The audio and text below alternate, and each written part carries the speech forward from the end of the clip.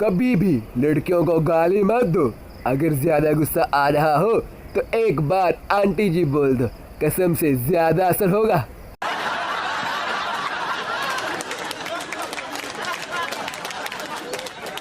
दो तरह के लोग बहुत खुशनसीब होते हैं। एक तो वो जिनको सच्चा प्यार मिल जाए, दूसरे वो जिनका खरबूजा मीठा निकल आए।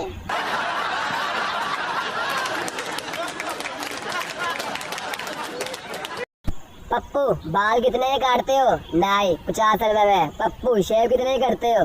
नाई 25 रुपए में। पप्पू जल्दी से मेरे सर की शेव कर दे।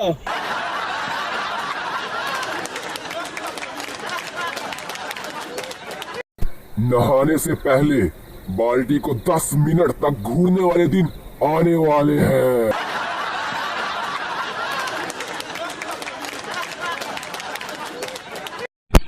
इतनी तो बॉलीवुड में आमिर खान की डिमांड नहीं जितनी पाकिस्तान में हुंडा 125 की डिमांड है।